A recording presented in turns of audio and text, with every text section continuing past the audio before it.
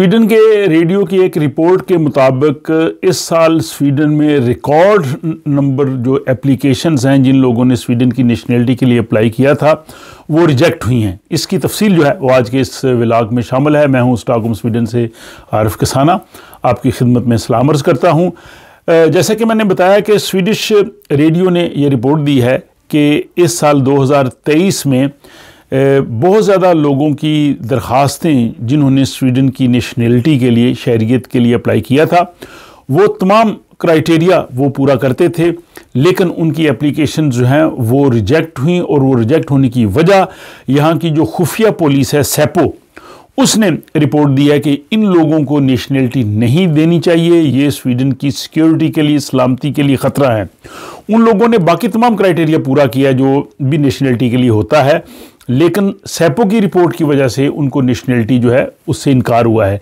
पिछले साल 2022 में तकरीबन 500 लोग ऐसे थे कि जिनको सेपो की रिपोर्ट के बाद नेशनलिटी देने से इनकार किया गया। 2023 में अक्टूबर के महीने तक 600 लोग जो हैं उनकी नेशनलिटी जो है वो रोक दी गई है। और इस हवाले से रेडियो ने एक जो है वो मिसाल भी पेश की है। स्वीडन के शहर एक बोरोस, उसमें एक शख्स हुसैन नामी रहते हैं। वो 2014 में स्वीडन में आए और जब उन्होंने नेशनलिटी के लिए अप्लाई किया, अपनी फैमिली के साथ, उनकी वाइफ और बच्चे भी थे, उनकी अहलिया को, वाइफ को और उनके बच्चों को तो स्वीडन की नेशनलिटी दे दी गई, लेकिन उनकी नेशनलिटी जो है वो रोक ली गई सेपो की रिपोर्ट की वजह से। और इसकी वजह ये बनी कि जब वो स्वीडन में आए थे तो जिन लोगों के साथ उनका उठना बैठना था, ताल्लुकात थे, वो लोग जो थे वो इस तरह के जराइम में मुलव्वस थे जो स्वीडन की सलामती सिक्योरिटी के लिए ख़तरा है।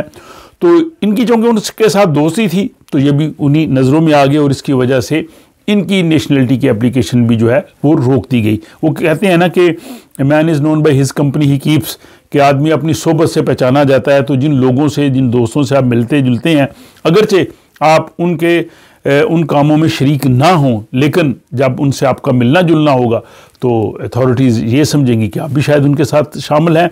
और ये कहते हैं जी कि जो है वो बड़ा मसला है। इसमें रेडियो स्वीडन ने जो सेपो के जो स्वीडन की खुफिया एजेंसी है उसके जो तर्जमान थे उनसे बात करके पूछा कि उसमें क्या रीज़न होती है, क्यों आप एप्लीकेशन रिजेक्ट करते हैं। तो कहते हैं जब हमारे पास वो आती है एप्लीकेशन तो हम देखते हैं उस शख्स का बैकग्राउंड क्या है, वो किस किस्म की एक्टिविटीज़ में मुलव्वस है, क्या उसकी वजह से स्वीडन की सलामती को, सिक्योरिटी को ख़तरा हो सकता है, वो स्वीडिश सोसाइटी के लिए प्रॉब्लम्स इस तरह से क्रिएट कर सकता है।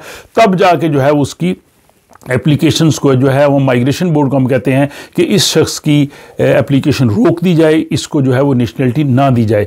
तो इस व्लॉग से जो है वो ये सूरत हाल सामने आई है कि जो है वो रिकॉर्ड नंबर, यानी अक्टूबर तक 600 लोग थे। ज़ाहिर है अब बाकी भी अगर इसमें नवंबर दिसंबर के महीने भी शामिल होंगे तो डेफिनेटली तादाद जो है वो बढ़ जाएगी।